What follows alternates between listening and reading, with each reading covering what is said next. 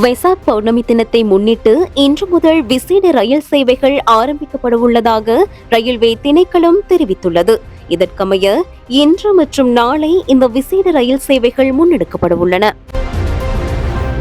கடந்த 5 வருடங்களில் முதன்முறையாக 515 பட்டதாரி தாதியர்களுக்கு நேற்று உத்தியோகபூர்வமாக நியமன கடிதங்கள் வழங்கி வைக்கப்பட்டுள்ளதாக சுகாதார அமைச்சு தெரிவித்துள்ளது.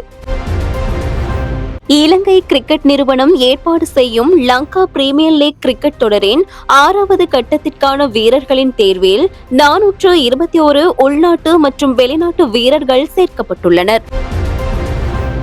உலக சந்தை நிலவரங்களின்படி எதிர்காலத்தில் நாட்டில் மேற்கொள்ளப்படவுள்ள எரிபொருள் விலை திருத்தத்தின் போது விலை குறைப்பை எதிர்பார்க்க முடியாது என இலங்கை பெட்ரோலிய கூட்டுத்தாபனத்தின் முகாமைத்துவ பணிப்பாளர் மயூர நெதிக்குமாரகே தெரிவித்துள்ளார்.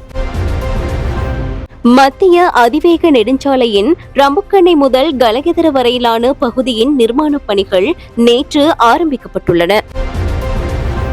வெசாக் பண்டிகை காலத்தில் நாடளாவிய ரீதியில் விசேட பாதுகாப்பு திட்டம் நடைமுறைப்படுத்தப்பட்டுள்ளதாக போலீஸ் ஊடக பேச்சாளர் உதவி போலீஸ் அத்தியட்சகர் எஃப்யூ வுட்லர் தெரிவித்துள்ளார்.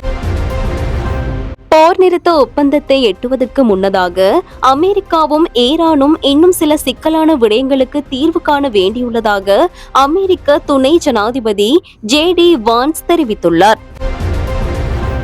நுவரெலியா மாவட்ட நீதவான் நீதிமன்றத்தில் நேற்று கைதி ஒருவர் தவறான முடிவெடுத்து உயிரை மாய்த்துக் கொள்ள முற்பட்ட வேளையில் சிறைச்சாலை உத்தியோகத்தர் மற்றும் போலீசார் இணைந்து குறித்த கைதியை காப்பாற்றி நுவரெலியா மாவட்ட பொது வைத்தியசாலையில் சிகிச்சைக்காக அனுமதித்துள்ளனர்.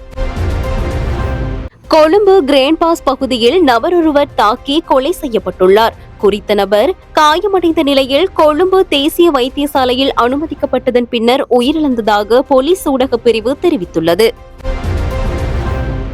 மட்டு கரடியனாறு தும்பாஞ்சோலை பிரதேசத்தில் உள்ளூரில் தயாரிக்கப்பட்ட துப்பாக்கி ஒன்று மறைத்து வைக்கப்பட்டிருந்த நிலையில் மீட்கப்பட்டுள்ளதாக கரடியனாறு போலீசார் தெரிவித்துள்ளனர். உறுதிப்படுத்தப்பட்ட உண்மை செய்திகளை உடனுக்குடன் தெரிந்து கொள்ள ஆயுள் மீடியாவை ஃபாலோ செய்யுங்கள்.